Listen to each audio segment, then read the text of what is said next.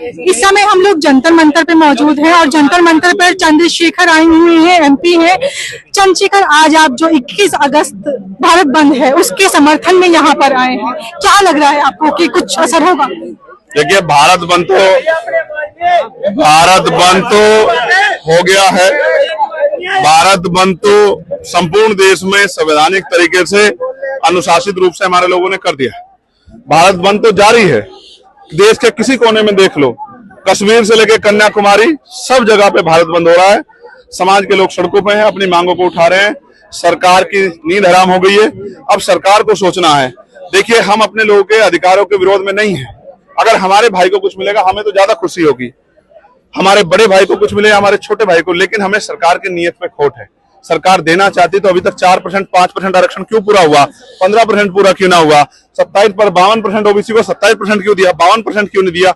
हम तो जानते हैं, सरकार की मंशा को समझते हैं। सरकार को देना नहीं चाहती, आरक्षण को खत्म करके इसको आर्थिक आधार पर ले जाना चाहती है। जब ईडब्ल्यूएस करके 10% आप दे सकते हो सामान्य जाति के लोगों को, बिना जाति का जनगणना कराए, बिना आंकड़े जुटाए, तो हमारे उन भाइयों को जिनको देने की बात कर रहे हो उनको 10% आरक्षण क्यों नहीं देते, आरक्षण सीमा क्यों नहीं बढ़ाते?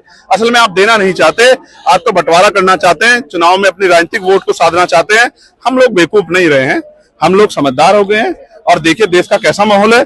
पिछले 7-8 साल से भीम आर्मी ने जो क्रांति पैदा की है, आपने कभी नहीं सुना होगा कि वंचित वर्ग के लोग भारत बंद करते होंगे। ये बड़ी बड़ी पार्टियां करती थी, क्योंकि भारत बंद सफल करने के लिए सबसे ज्यादा जरूरी होता है दुकानों का बंद होना। व्यापार उनके पास है, प्रतिष्ठित संसाधन उनके पास हैं, तो उनके बंद सफल हुआ करते थे। लेकिन पिछले 5-7 साल में आप देखिए, भीम आर्मी के नौजवानों ने क्रांति पैदा की है। उसकी वजह से आज हम लोग 4-4, 5वीं बार भारत बंद करके हम लोगों ने दिखाया और ये साबित किया कि अब वो दिन चले गए कि लाठी से कोई हमें हाँक देगा। हम तो संवैधानिक मर्यादाओं में लाठी भी खा रहे हैं, गोलियां भी पिछली बार 2 अप्रैल में हमारे लोगों ने खाई, लेकिन अपने अधिकारों को इतनी आसानी से हम लोग जाने नहीं देंगे। ये अधिकार हमें मांगने से नहीं मिले, बाबा साहब अम्बेडकर के 4 बच्चों कुर्बानियों से मिले हैं। हम अपने अधिकारों को छीनने नहीं देंगे और जो छीनने का प्रयास करेगा उसको सूद समेत हम लोग वापस लौटाएंगे। कई सारे नेता समर्थन में तो दिखे हैं, लेकिन सड़कों पर अभी कोई नहीं दिखाया। आप ही कैसे हैं जो सड़क नहीं पड़ता? मैं तो कार्यकर्ता हूँ, मैं सड़कों की लड़ाई भूला नहीं। मैं जहां पार्लियामेंट पहुंचा वो भी सड़कों से पहुंचा और आगे भी मैं सड़क का रास्ता नहीं छोड़ने वाला हूँ।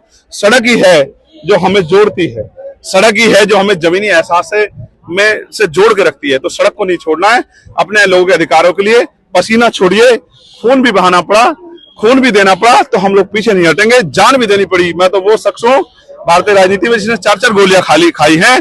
इसलिए खाई हैं कि मैं अपने लोगों के प्रति ईमानदार हूं। इसी बात का सरकारों को डर है। हमने जो भाईचारा 2 अप्रैल 2018 मनाया था, उसी से सरकार डरी है। मैं फिर कहता हूं, ये खत्म होने दीजिए आंदोलन। हम लोग अपने भाइयों के साथ बैठ के अपने आप हल निकाल लेंगे। हमें सरकार की जरूरत नहीं है। 2 भाइयों की बात है, हम भाई आपस में बैठ जाएंगे। हम उनके अधिकारों के प्रति सचेत हैं, सरकार ज्यादा। लेकिन ये जो नीति है, ये जो नीयत है सरकार की, इसमें खोट हम लोग समझते हैं, इसलिए हम लोग संघर्ष कर रहे हैं। अगर कोर्ट अभी भी अपना फैसला वापस नहीं हम कोर्ट की परवाह नहीं करते। कोर्ट से बड़ी अदालत है जनता की, और जनता पार्लियामेंट जो है ना वो कोर्ट से बड़ा है, और जनता की भावनाओं पे उसको काम करना पड़ेगा। नहीं करेंगे तो अभी तो हमारा 11 सितंबर का एक और बड़ा प्रोटेस्ट बाकी है। आप देखना पूरी दिल्ली नीली हो जाएगी। और साथियों को लाने के लिए क्या चंद्रशेखर जी, और साथियों को लाने के लिए आप क्या कर रहे हैं, क्योंकि कई सारी जातियां नाराज हैं? सबके साथ बैठ के टेबल टॉक करेंगे, उनसे वार्ता करेंगे, उनकी सुनेंगे, अपनी सुनाएंगे, हालातों को समझाएंगे, सरकार की मंशा को बताएंगे। हम उनके खिलाफ नहीं, वो हमारे भाई हैं। और मैं वचन दे कहता हूँ, जब उनके अधिकारों की बात आएगी तो हम अपना पेट भी काट के दे देंगे। लेकिन हमें और उनको बैठ के बात करके समझना और हालात को जानना चाहिए कि सरकार के पीछे, इसके पीछे मंशा क्या है। जब ईडब्ल्यूएस में 10% आप दे सकते हो सामान्य जाति को, जिनका प्रतिनिधित्व ऑलरेडी 70-80% है, तो भाई आप हमारे उन भाइयों को 10% आरक्षण सीमा बढ़ा क्यों दे सकते? आपने तो रोटी का टुकड़ा तोड़ के फेंक दिया कि भाई भाई आपन लड़े। मैं नहीं लड़ने दूंगा, मैं कोशिश करूंगा भाइयों में भाईचारा बना। कोर्ट का इतना जो इस तरह से जजमेंट आया है कि बहुत सब कुछ देखते ही किया है इन्होंने, तो आगे आप लोग क्या करेंगे?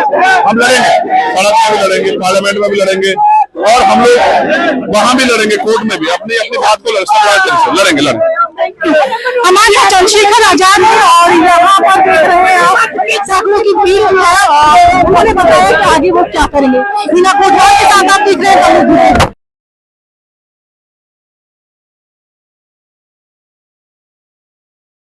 द मूक नायक जनवादी पत्रकारिता करता है।